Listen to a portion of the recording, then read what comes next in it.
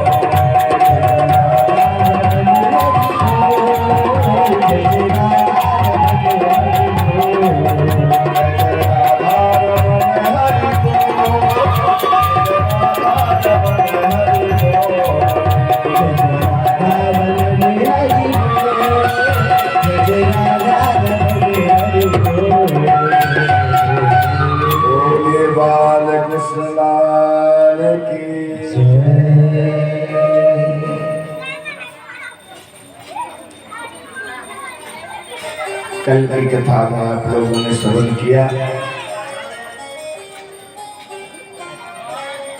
भगवान कृष्ण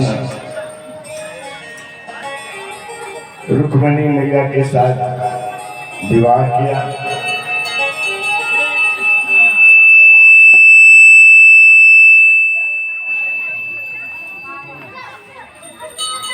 विवाह के पश्चात द्वारकापुरी में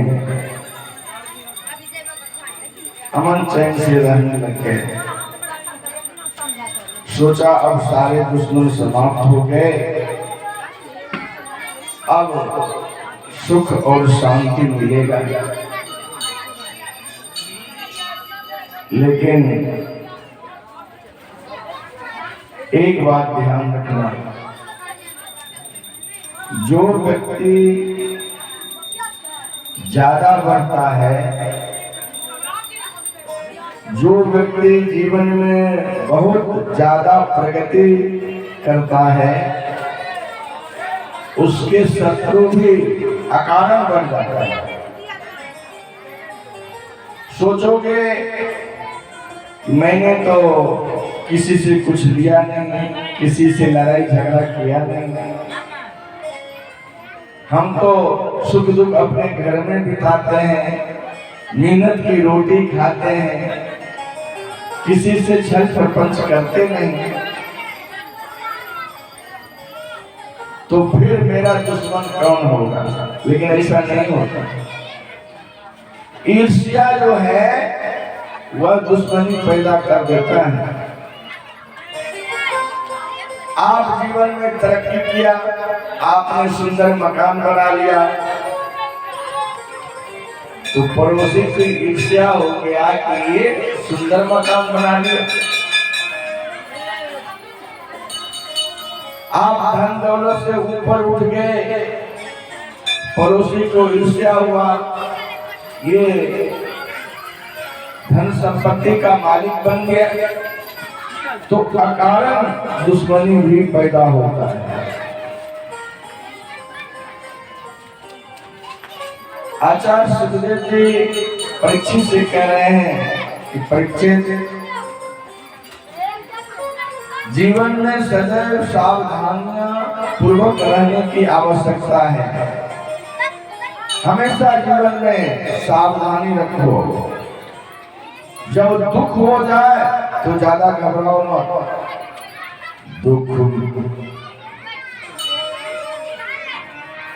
दुख में तड़पो मती, सुख में फूलो मती। प्राण जाए मगर नाम भूलो मती। कहते सुख दुख आ जाए तो तड़पना नहीं चाहिए, और सुख आ जाए तो अभिमान मत करना चाहिए, भूलना नहीं चाहिए। दुख में तड़पो मती, सुख में फूलो मती। प्राण जाए मगर नाम भूलो मती। और भगवान का नाम आप किसी भी समय भूलना मत। लोग दुख में भगवान का नाम लेते हैं और सुख में भगवान का नाम भूल जाते हैं।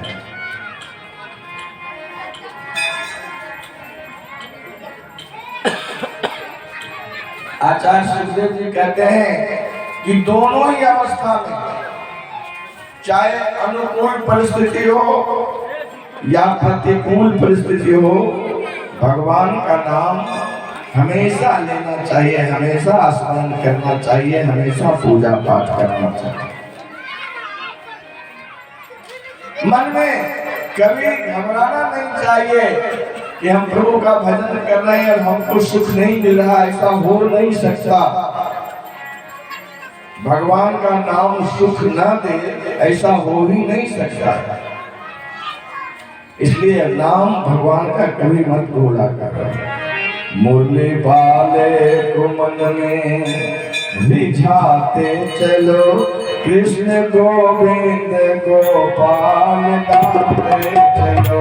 मुरली वाले को मन से रिझाते चलो, कृष्ण गोविंद गोपाल गाते चलो। दुख में तड़पो मती, सुख में भूलो मती। दुख में तड़पो मती, सुख में भूलो मती। प्राण जाए मगर नाम भूलो मती।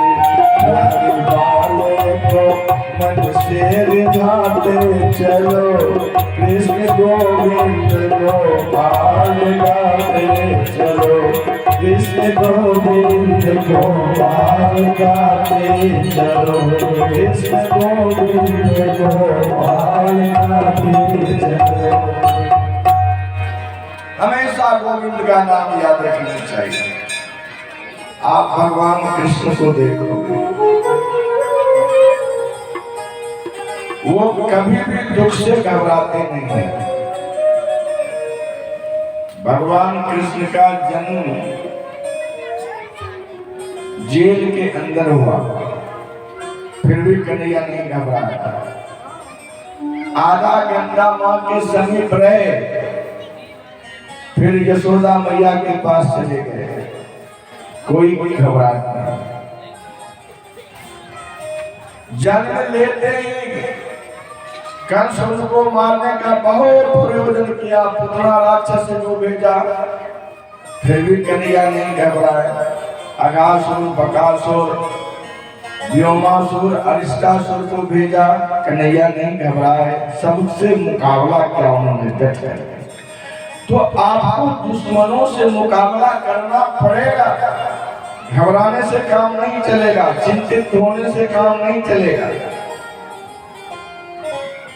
अब देखो कन्हैया विवाह करके आए, तो लोग विवाह करके आता है तो सुख पूर्वक घर में रहता है।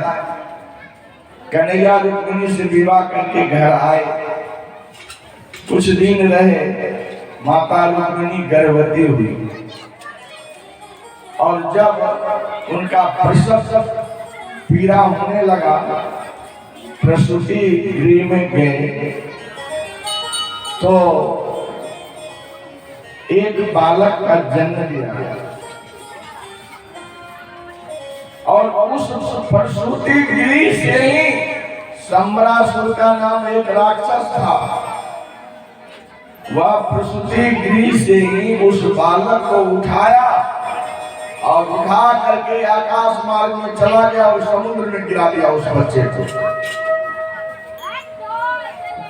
पहला बच्चा भगवान कृष्ण का था प्रद्युम्न जी। उस प्रद्युम्न जी को समुद्र में गिरा दिया। अब समुद्र में एक मछली जो थी उस बच्चे को गिर गई और उस मछली को एक मछुआरा के जाल में फंस गया। वह मछली, उस मछली को वह मछुआरा ले गया और उस मछुआरे के हाथ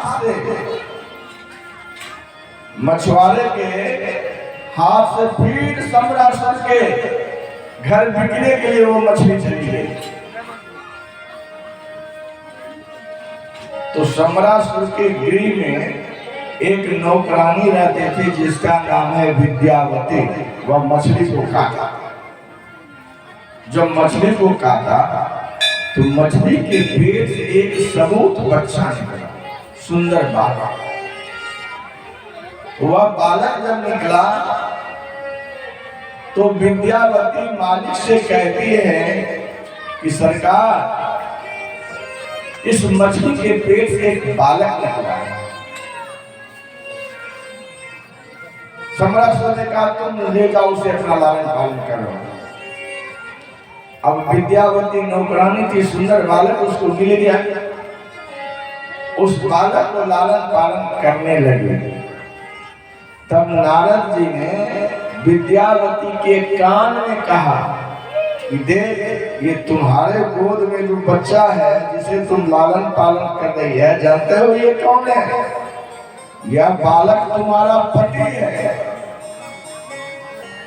विद्यावती चौंके, बाबा ये बालक और हमारा पति? विद्यावती नौकरानी की विवाह नहीं हुआ था।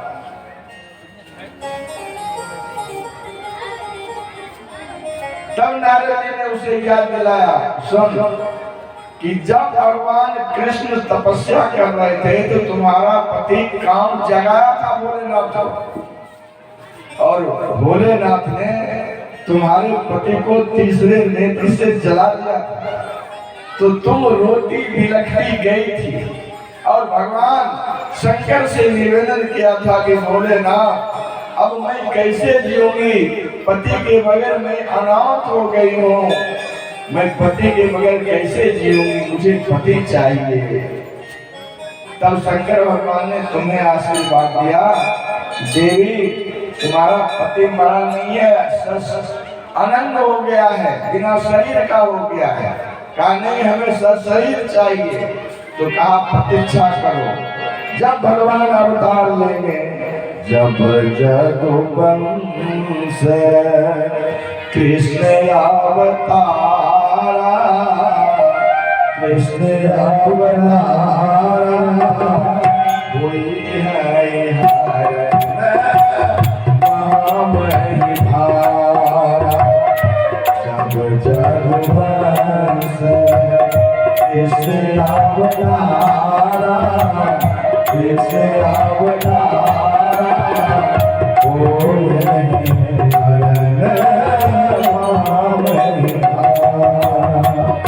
कृष्ण हो यही तोरा, हो यही तोरा हो ये मोरा। कृष्ण हो यही पति तोरा, यही पति तोरा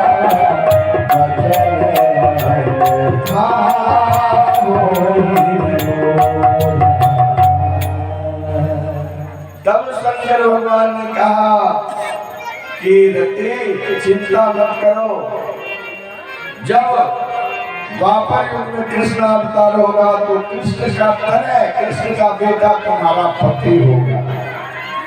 विद्यावती अब तुम्हारी तपस्या पूर्ण हुई, यही बालक तुम्हारा पति है। विद्यावती खूब उसे लालन पालन किया, खूब खिलाया पिया बड़ा किया। और जब प्रद्युम्न जी महाराज बड़े हो गए तो उसी विद्यावती से विवाह किया। विवाह करने के पश्चात फिर उस सम्रासुर से युद्ध किया। सम्रासुर को मार करके और विद्यावती को लेकर के प्रद्युम्न जी महाराज फिर द्वारकापुरी को लौट आए। अब द्वारकापुरी जब लौटे तो जो बालक जन्म लिया, फिर 18 साल का जवान हुआ, फिर पत्नी के साथ घर वापस आया, तब तक कन्हैया जी को यहाँ क्या हुआ? तब तक भगवान कृष्ण को 16,108 विवाह हो गया।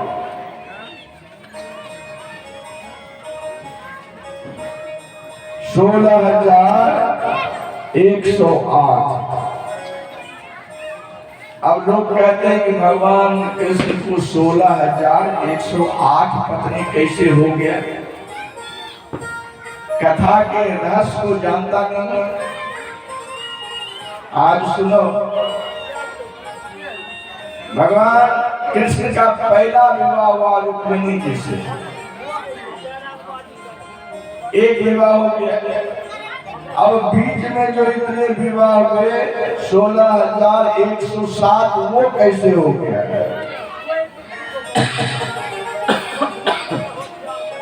तो भगवान का दूसरा विवाह हुआ भालू की बेटी से।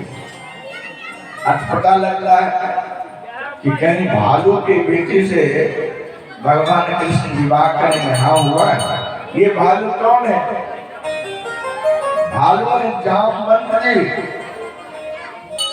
जो जामवंत भगवान राम के सेना नायक थे, प्रधान सेना नायक थे जामवंत जी, बहुत बलि थे। जामवंत, अंगद, नल, नील, ये सब भगवान के सब सेना नायक थे।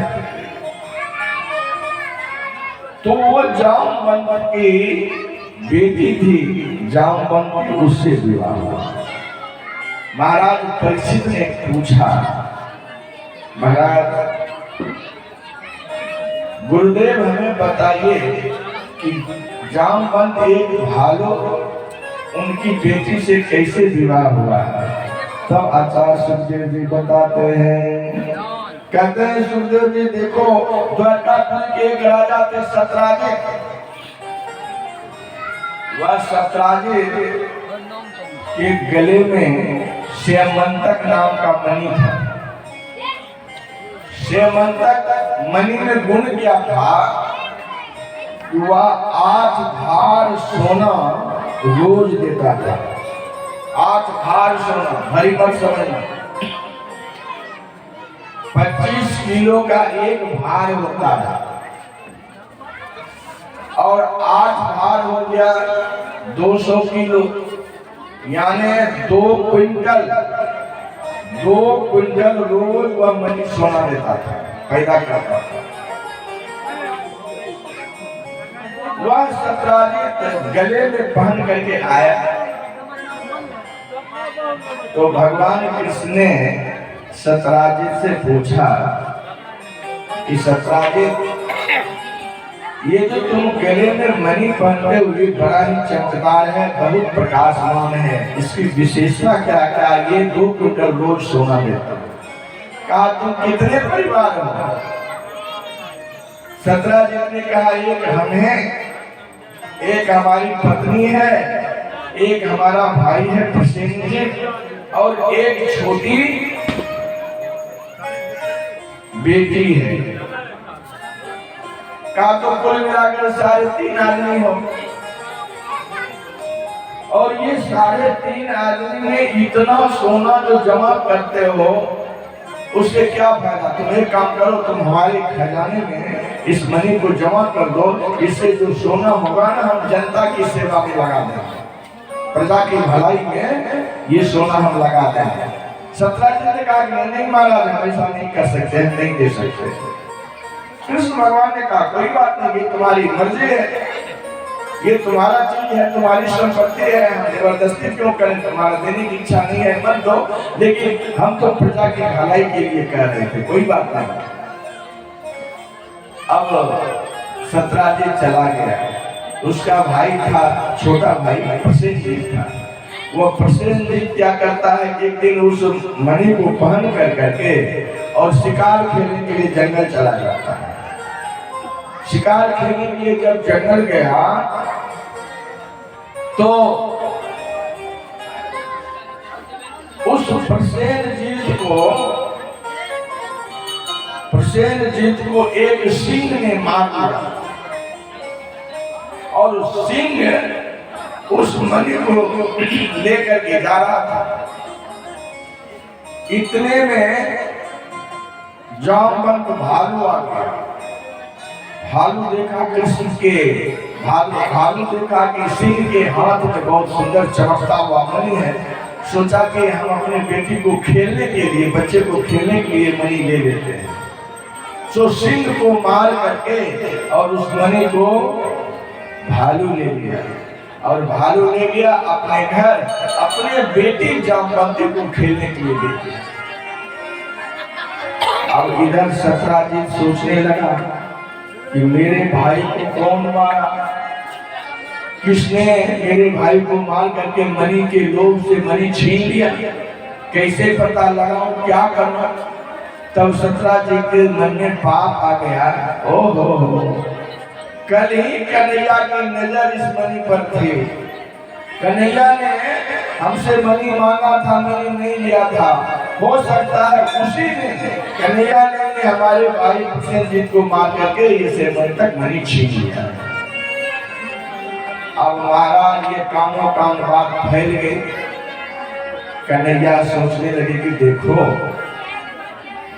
ये मुझ पर झूठा कलंक लग गया, इतना बड़ा कलंक, जबकि मैंने कुछ नहीं किया, उसके भाई प्रसेनजीत को मैं पहचानता तक नहीं। गुरुदेव गर्गाचार्य से पूछा कि गुरुदेव बताओ ये झूठा कलंक मुझ पर क्यों लग गया है। तब गर्गाचार्य ने कहा कि तुमने भादो के चौथ चांदा देख लिया है, जो भादो के चौथ चांद को देख लेता है ना, उस पर झूठे मूठे का कलंक लग जाता है। कहा गुरुदेव इस कलंक को हम कैसे उतारें। कहा इस कलंक को उतारने के लिए सच्चाई पता करो, सच्चाई को पता करो। फिर भगवान कृष्ण ने सैन्य बल को साथ में किया और भगवान कृष्ण जंगल की ओर चले गए। जब जंगल में गए तो उसका भाई प्रसेनजीत मरा हुआ मिला। प्रसेनजीत को देखा ही इसको मारा किसने, कैसे पता लगा। तो सिंह का चरण था वहां पर, चरण चिन्ह, तो सिंह के चरण चिन्ह को देखा। फिर वह चरण चिन्ह का अवलोकन करते हुए कन्हैया आगे बढ़े। तो आगे जब बढ़े तो जहां तक सिंह का चरण गया वहां फिर दो चरण हो गया, एक सिंह का एक भालू का।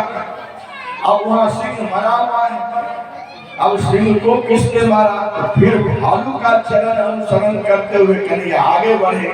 आगे बढ़े तो एक कंदरा में वह चरण चला गया और जब कंदरा में गया तो अंदर में जामवंत जी बैठे हुए थे।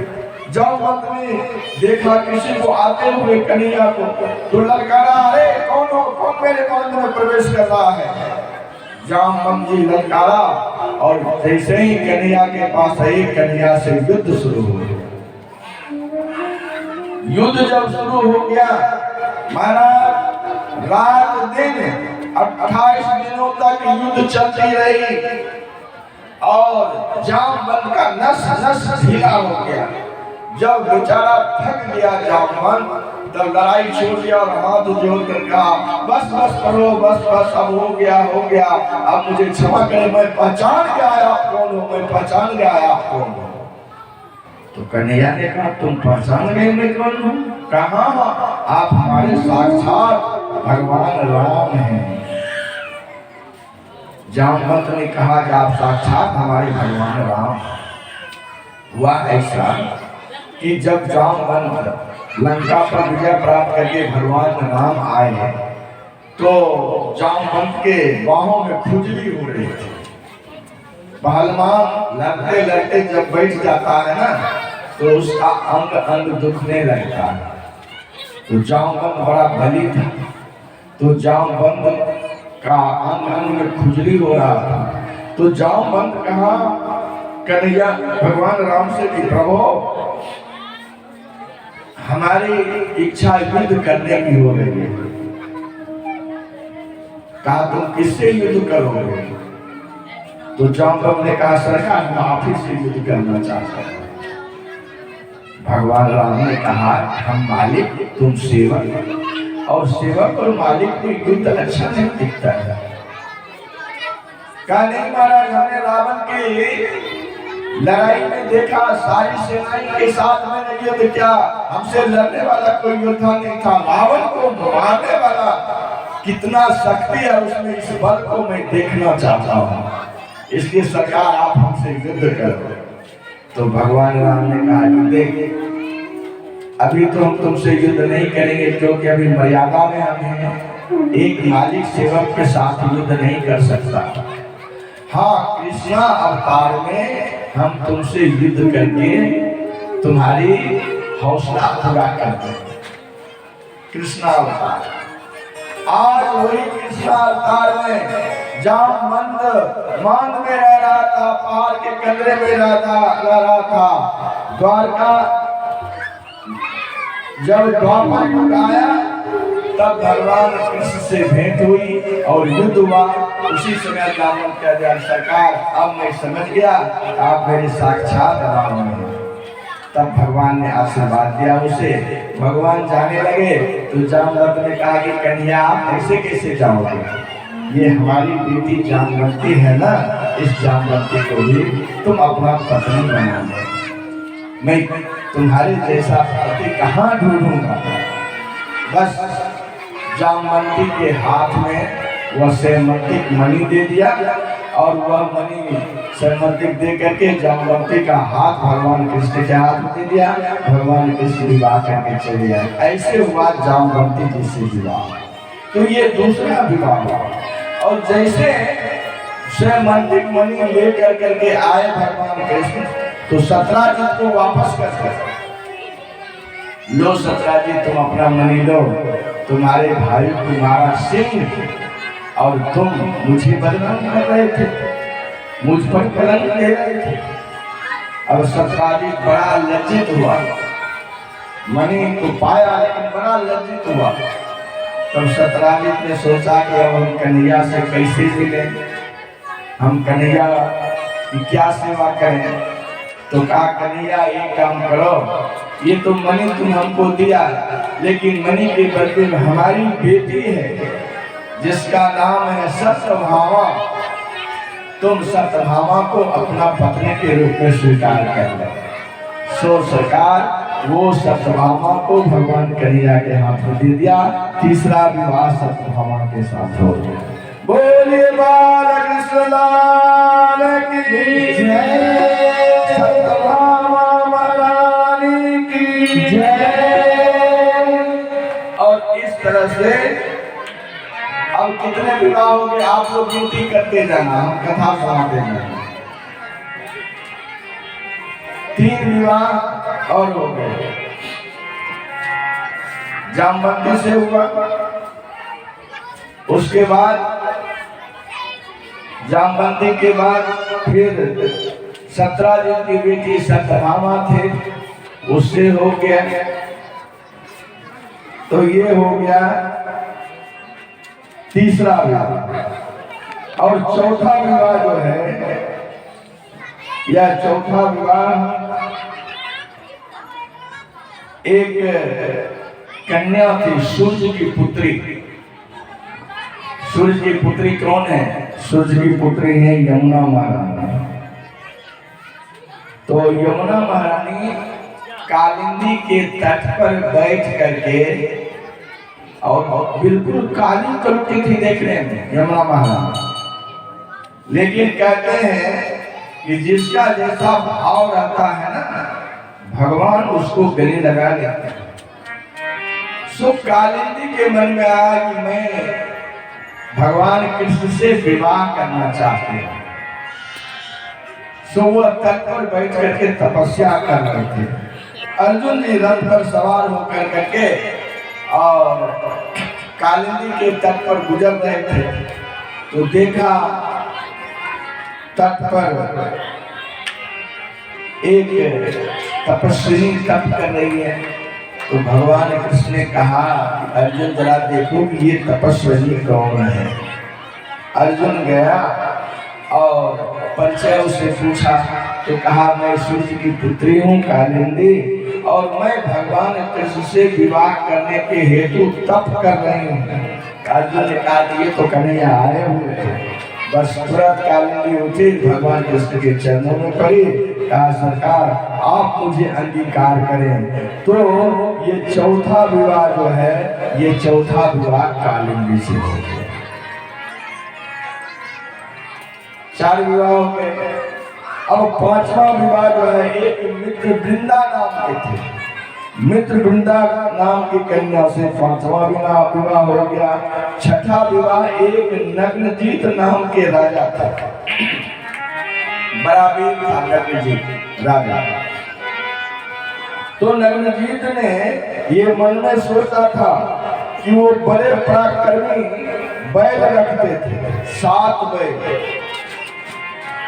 और कहा जो 7 बैल को नाथ देगा एक नाथ में, उसके साथ हम अपनी बेटी नग्नजीती का विवाह करेंगे। तो भगवान कृष्ण ने 7 बैल को एक साथ नाथ दिया। तो महाराज नग्नजीत ने अपने पुत्री नग्नजीती से विवाह भगवान कृष्ण से कर लिया। ये विवाह हो गया उनका 6ठा। और 7वां विवाह हो गया भद्रा से। और 8वां विवाह मध्य देश के राजा की बिटिया का नाम था लक्ष्मणा। 8वां विवाह भगवान कृष्ण का लक्ष्मणा से हो गया। अचानक सब भगवान कृष्ण को जब जैसा जहां चाहा और जो कहा भगवान कृष्ण स्वीकार चल करके चले गए। इस तरह से कितने विवाह हो गए? 8 विवाह भगवान कृष्ण के हो गए। अब इसीलिए तो कहते हैं कि मैंने मेहंदी रचाई रे कृष्ण नाम की, मैंने मेहंदी रचाई रे कृष्ण नाम की, मैंने मेहंदी रचाई रे कृष्ण नाम की, मैंने मेहंदी रचाई रे कृष्ण नाम की। कृष्ण नाम की, कृष्ण नाम की, कृष्ण नाम की, कृष्ण नाम की, कृष्ण नाम की, कृष्ण नाम की, कृष्ण नाम की, कृष्ण नाम की, मैंने रचाई रे कृष्ण नाम की,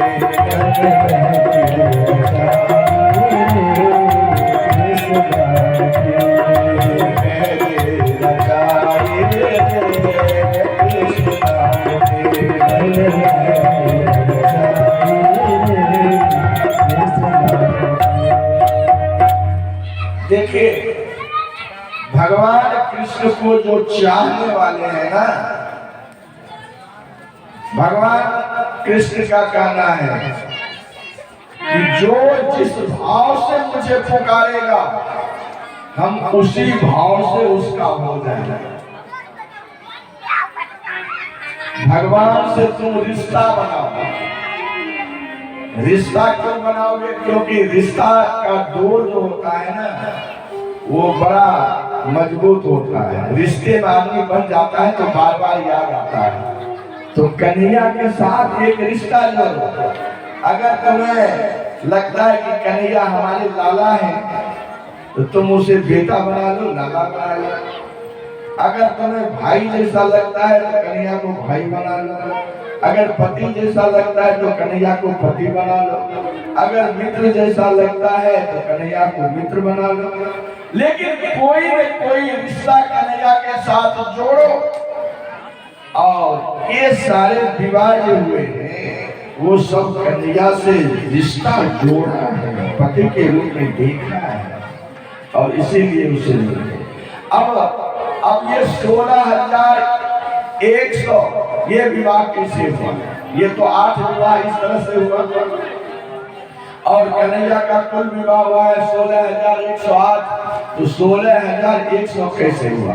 देखो, एक भूमि का पुत्र था भौमासुर, वो अभी राजा था ये पृथ्वी का भौमासुर।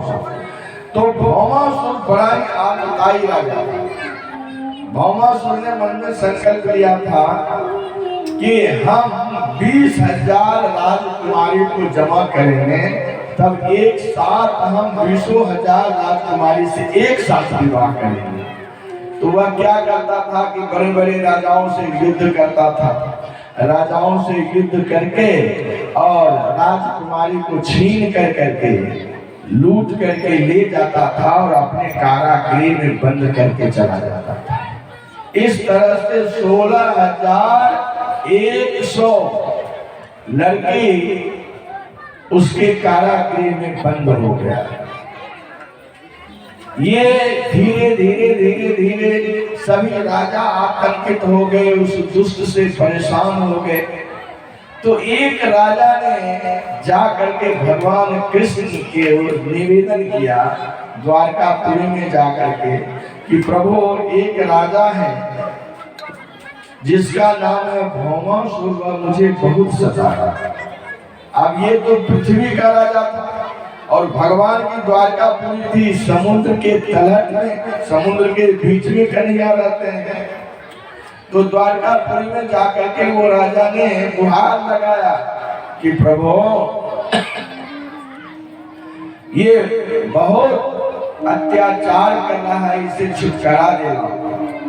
तब कन्हैया ने क्या किया कि सैन्य को लेकर के भौमासुर पर चढ़ाई कर दिया और जब भौमासुर पर चढ़ाई कर दिया तो भौमासुर कन्हैया के सामने पराजित हो गया, मार दिया भौमासुर को कन्हैया ने। और सब कन्या जो थी उस समय 16,100 कन्या जमा हुई थी। विवाह तो नहीं किया था, सोचा था 20,000 जमा होगा तब करेंगे, तो 16,100 हुआ था।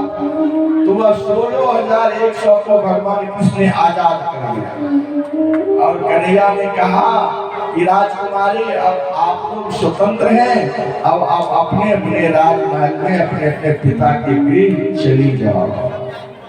तो 16,100 राजकुमारियां कहती हैं कि हे श्याम सुंदर, आपने तो हमें इस दुष्ट से मुक्त कराया, अच्छा काम किया, लेकिन अब मुझको कौन स्वीकार करेगा? अब मुझसे कौन विवाह करेगा? सब कहेगा कि ये राजा इसको पराजित करके ले गया, अपने कारागृह में बंद करके रखा, ऐसी लड़की से हम विवाह नहीं करेंगे, हमको कोई स्वीकार नहीं करेगा, हमसे कोई विवाह भी करना नहीं चाहेगा। दूसरा यह, अगर हम अपने पिता के भी घर जाते हैं तो हमारे पिताजी कहेंगे कि जाओ, तुम अब पराये घर की हो गई, अब तुम्हारा शरण यहाँ नहीं है, तो हम क्या करेंगे श्याम सुंदर? तब भगवान कृष्ण चिंता में पड़ गए कि देखो, एक तो इन्हें जेल खाने से मुक्ति कराई, अब दूसरी मुसीबत आ गई, अब हम इसको कैसी सुरक्षा प्रदान करें? अगर हम इस राजकुमारी सबको यूं ही छोड़ कर देते हैं और कोई परिवार में अगर इसे शरण नहीं देता है तो ये सब स्त्रियां जो हैं ये कलुषित हो जाएगी, वेश्या हो जाएगी, समाज में बुराई पैदा हो जाएगा, इसलिए अब हम क्या करें? तब कन्हैया ने कहा, राजकुमारी, एक प्रस्ताव हम रखते हैं, अगर तुम चाहो तो हम तुमसे विवाह करने के लिए तैयार हैं, क्या तुम लोग विवाह हमसे करोगे? तो 16,100 सभी राजकुमारियां एक संग कर दिया श्याम सुंदर, इससे बड़ा सौभाग्य और क्या हो सकता है। हे श्याम सुंदर, आपके जैसा सुंदर स्वरूप मुझे कहाँ राजकुमार मिलेगा। हम सब आपके साथ विवाह करना चाहते हैं। और सबने स्वीकृति दी और 16,100 से कन्हैया ने एक साथ विवाह किया। इस तरह से कुल कितने विवाह हो गए? 16,108। अब सवाल उठता है कि ये 16,108 कौन थे? देखिए, वेद में 1 लाख मंत्र है। वेद में सभी मंत्र श्लोक कितने हैं? 1 लाख है। उनमें 3 कांड हैं। एक कांड है ज्ञान कांड, दूसरा है उपासना कांड और तीसरा है कर्म कांड। कर्म कांड के 80,000 मंत्र हैं और ज्ञान कांड के कर्म कांड के 80,000 मंत्र हैं, उपासना कांड के 16,000 मंत्र हैं और ज्ञान कांड के 4,000 मंत्र हैं। तो 1 लाख सब मंत्र होंगे। और ये 16,000 जो है, ये उपासना कांड के जो 16,000 मंत्र हैं, वो ये सब राजकुमारियां थी। ये उपासना कांड के, आप उपासना कांड ऐसे समझिए, ज्ञान मार्गी जो है वह ज्ञान मार्गी ज्ञान के द्वारा भगवान को प्राप्त करना चाहता है, ज्ञान मार्गी। और कर्म कांडी ब्राह्मण जो है वो कर्म के द्वारा जो पूजा पाठ करते हैं उसके द्वारा भगवान को प्राप्त करना चाहते हैं। और उपासना कांड जो है वह उपासना कांड जो साधारण घर में जो भक्ति हृदय से जो भगवान को समर्पित होता है या होती है, जो हृदय से भगवान की भक्ति करते हैं, पूजा करते हैं, श्रवणा भक्ति करते हैं, कीर्तन भक्ति करते हैं, श्रवणम कीर्तनम विष्णु स्मरणम पाद सेवनम अर्चनम वंदनम दास सख्य आत्म निवेदनम, यह जो नवधा भक्ति है यह सारे भक्त उपासना कांड में आते हैं। तो ये उपासना कांड के 16,000 मंत्र हैं और 108 उपनिषद, 108 उपनिषद, 16,000 उपासना कांड के मंत्र, उपनिषद 100 और 8 प्रकृति हैं, भूमि जल अग्नि वायु आकाश मन बुद्धि, ये 8 प्रकृति हैं। 8 प्रकृति 100 उपनिषद और 16,000 उपासना कांड के मंत्र, ये सब राजकुमारी के 16,108 कुल विवाह भगवान कृष्ण हुआ है। बोले बालकृष्ण लाल की जय। इस तरह से भगवान कृष्ण का विवाह संपन्न हुआ। देखिए, अब आगे की कथा जो है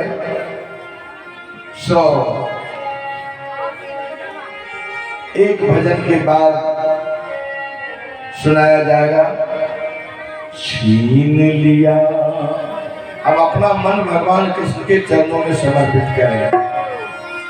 छीन लिया मेरा भोला सा मन, राधा रमन प्यारो राधा रमन, छीन लिया मेरा भोला सा मन, राधा रमन प्यारो राधा रमन, छीन लिया मेरा भोला सा मन, राधा रमन प्यारो राधा रमन, छीन लिया मेरा भोला सा मन,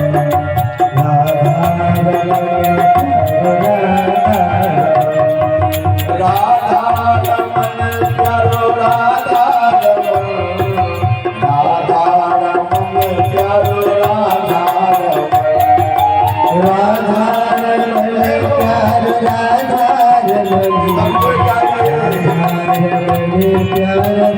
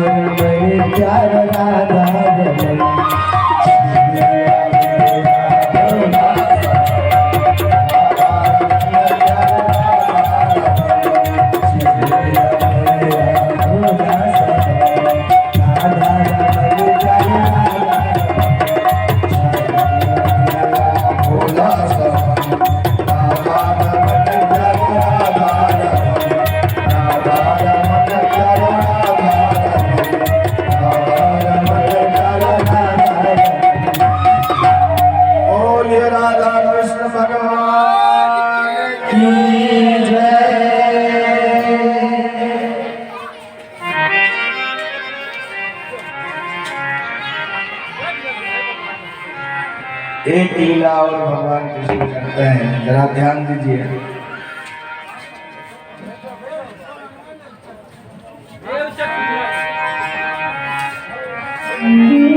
एक पत्नी, घर में संभालना मुश्किल होता है लोगों को, कभी लड़ाई, कभी झगड़े, कभी नाज नखरे, कभी बात नहीं करता, कभी खुश तो कभी दुख।